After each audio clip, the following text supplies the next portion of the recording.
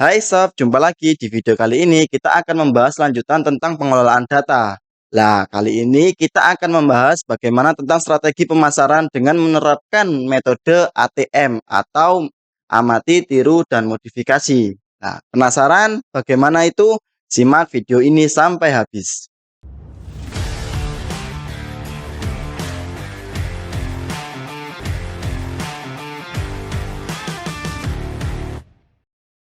Selamat datang di channel Jagat Jualan. Channel yang membahas tentang dunia marketplace secara tuntas tak terbatas bersama saya, Cak Ahar. Di video kali ini, kita akan membahas tentang bagaimana cara pengelolaan data yang digunakan untuk strategi pemasaran, di mana strategi pemasaran tersebut akan menggunakan metode ATM atau amati, tiru, dan modifikasi. Sebelumnya, mungkin sobat seller sudah sering mendengar istilah ATM ini atau amati, tiru, modifikasi di berbagai macam hal. Ya, karena memang sudah banyak video-video atau teori yang menjelaskan tentang penjelasan ATM ini. Saya akan bertanya kepada sobat seller, apa motivasi sobat seller ketika mau berjualan di marketplace, khususnya di Shopee? Mungkin akan ada jawaban yang beragam, mulai dari pindah dari jualan offline ke online, atau merasa di Shopee ini peluangnya masih besar, atau bahkan mau mengisi kekosongan, menambah pendapatan, dan berbagai macam alasan lainnya. Apapun alasan itu, yang pasti adalah sobat seller akan menjual sebuah produk di mana produk itu dijual agar laku, ya kan? Biasanya ketika awal kita mau mulai jualan, kita akan mencoba untuk mencari sebuah referensi atau contoh yang akan kita terapkan pada produk yang akan kita jual. Nah, ini disebut dengan amati. Terus kemudian coba kita akan menerapkannya kepada produk yang akan kita jual, itu namanya tiru. Lambat laun ketika sudah mulai jualan, kita akan mencoba membuat perubahan-perubahan terhadap produk kita, di mana ini biasa disebut modifikasi. Secara garis besar itu disebut ATM atau amati, tiru, modifikasi. Sebenarnya sobat seller, langkah-langkah seperti ini itu sudah sering kita lakukan di berbagai macam hal. Nah, apa yang menjadi pembeda di video kali ini? Pembeda di video kali ini adalah langkah yang akan kita lakukan dalam penerapan metode ATM tersebut itu menggunakan data atau berbasis dengan data. Nah, kenapa berbasis dengan data? Karena ketika kita mengambil keputusan, kita harus tahu bagaimana kondisi pasar pada saat itu. Sehingga keputusan yang akan kita ambil itu tidak salah langkah atau bisa dikatakan tepat sasaran. Sebelum masuk ke pembahasannya, saya mau menginformasikan kepada sobat seller, kenapa sih kok contohnya itu selalu menggunakan marketplace Shopee, kenapa kok tidak marketplace lain?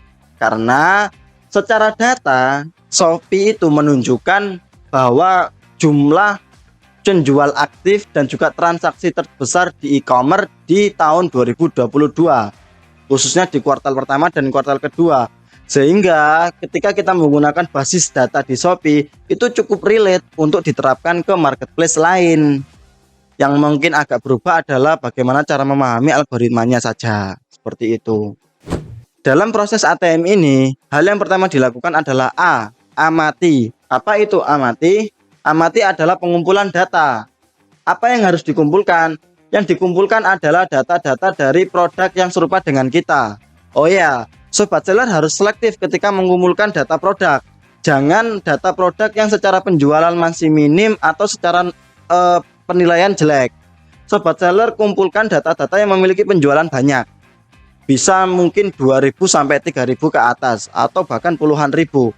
Nah, setelah sobat seller mengamati data tersebut, sobat seller pisahkan seller yang regionalnya lingkaran nasional dan juga seller yang regionalnya hanya kota atau sekitarnya saja. Kenapa seperti itu? Supaya sobat seller lebih mudah untuk mengidentifikasi seller-seller kompetitor di regional sobat seller. Ketika sobat seller mengumpulkan data-data tersebut, apa saja data yang diambil?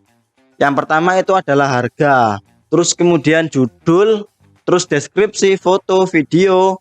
Dan kalau bisa sobat seller mengakumulasikan jumlah pendapatan dari produk tersebut. Nah, setelah sobat seller mengumpulkan data-data itu, jangan lupa sobat seller juga mengumpulkan data-data volume kata kunci. Gunanya untuk apa? Gunanya sobat seller agar tahu bahwa produk tersebut masih di masa tren atau tidak. Karena kalau misalkan produk tersebut sudah masa trennya habis, ya otomatis rungkat atau biasa dikatakan bangkrut seperti itu. Kecuali memang produk tersebut itu produk yang biasa digunakan sehari-hari dan tidak akan ada habis masa trennya. Terus kemudian amati juga toko-toko tersebut itu menggunakan promosi apa, strategi pemasaran seperti apa. Lah itu sobat seller kumpulkan data-datanya. Misalnya harga coret, paket bundling, terus kemudian paket diskon, promo toko. Lah itu sobat seller identifikasi, kumpulkan dulu data-datanya. Setelah sobat seller mengumpulkan data tersebut, langsung kita masuk ke proses selanjutnya, yakni tiru. Lah, di dalam proses tiru ini, coba sobat seller terapkan hal-hal yang data-data yang sudah sobat seller kumpulkan tadi terhadap produk sobat seller. Mulai dari harga, judul, foto, video, deskripsi, terus kemudian kalau misalkan fitur-fitur sudah aktif, coba digunakan fitur-fiturnya. Nah, tapi jangan langsung ditampilkan atau dipublish produknya. Kenapa? Karena biar tidak plagiat atau nanti akan kena ban dari si marketplace Shopee tersebut. Nah, ketika diarsipkan, baru kita akan masuk ke proses terakhir, yakni proses modifikasi. Proses modifikasi ini adalah proses yang sangat penting. Kenapa? Karena ini adalah pure dari subjektivitas sobat seller menentukan sebuah keputusan. Tapi jangan takut dan jangan ragu. Kenapa? Karena sobat seller berkaca pada sebuah data, di mana data tersebut adalah kondisi pasar pada saat itu. Dalam proses modifikasi ini coba sobat seller ulik lagi. Pertama, mulai dari judulnya. Nah, coba gabungkan atau bandingkan dengan volume kata kunci terkait. Terus kemudian foto-foto mana yang secara penjualan itu memiliki penjualan yang banyak. Terus deskripsi mana yang secara penjualan banyak dan dengan kata-kata atau narasi yang menarik. Nah, itu coba sobat seller ulik dalam proses modifikasi ini. Sobat seller jangan ragu ketika melihat kompetitor yang sudah memiliki penjualan yang sangat besar. Kenapa? Karena sudah pasti akan ada celah di situ. Tidak mungkin itu pure 100% benar. Kalau misalkan 100% benar, ya sudah pasti semua pembeli akan mengarah ke situ. Dan dia nggak bakal mengatasi pasar Indonesia yang sangat besar ini. Nah, jadi jangan pernah pesimis atau jangan pernah berkecil hati tidak memiliki kesempatan untuk masuk ke dalam pasar itu. Yang pasti sobat seller harus pintar mencari celahnya. Misalnya seperti ketika menuliskan sebuah judul, meskipun secara penjualan itu sudah ribuan atau banyak, tapi dia tidak menggunakan ilmu algoritma dalam penulisan judulnya. Contoh kayak hurufnya kapital semua, terus kemudian terdapat simbol. Nah, itu adalah sebuah celah. Terus kemudian dilihat dari fotonya. Oh, dia fotonya secara gambar memang sudah bagus, tapi tidak ada keterangan yang mana itu menunjukkan mungkin fungsi dari produk itu atau larangan bagaimana menggunakan produk itu. Lah, itu adalah sebuah celah yang bisa kita ambil atau kita manfaatkan untuk memodifikasi produk kita. Atau modifikasi deskripsinya misalnya.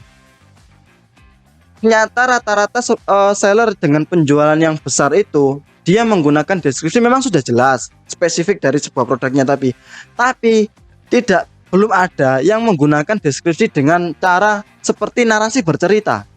Nah, itu coba sobat seller ulik lagi. Jadi ketika calon pembeli itu membaca deskripsi itu seperti membaca cerita, kita diceritain ini loh, ternyata produk ini tuh seperti ini, kayak gini, kayak gini, kayak gini. Itu mungkin akan bisa menjadi strategi yang menarik. Dan yang terakhir, ini adalah modifikasi harga atau ini persaingan harga. Kalau misalkan produk sobat seller itu kalah harga dengan kompetitor, tidak masalah. Asalkan, ingat ya, asalkan harga produk sobat seller itu masih masuk dalam lingkup harga daya beli calon pembeli. Nah, bagaimana cara menentukan daya beli calon pembeli pada sebuah produk? Sobat seller bisa menonton video sebelumnya. Nah, ketika harga tersebut masih dalam lingkup itu, saya rasa itu masih aman. Tinggal bagaimana cara kita memoles produk sobat seller supaya menarik calon pembeli. Seperti itu. Nah, ketika sudah selesai proses modifikasi, sudah dirasa oh ini benar-benar mantap, langsung bisa sobat seller terapkan atau tampilkan produk tersebut agar bisa dibeli oleh calon pembeli. Oh ya, saya tekankan lagi di sini, ini tidak hanya khusus berlaku untuk produk yang akan atau baru mau diupload, tapi bisa kita gunakan untuk mengoptimasi sebuah produk yang sudah kita upload tapi secara penjualan masih minim sob. Terus jangan lupa terapkan fitur-fitur promosi yang ada di Shopee. Itu sangat worth it. Kenapa? Itu adalah milik Shopee yang Shopee sendiri tuh kepengen, ayolah gunakan promosi ini, gunakan fitur-fitur ini. Nanti kalau misalkan kamu gunakan, nanti akan saya bantu. Kira-kira seperti itu.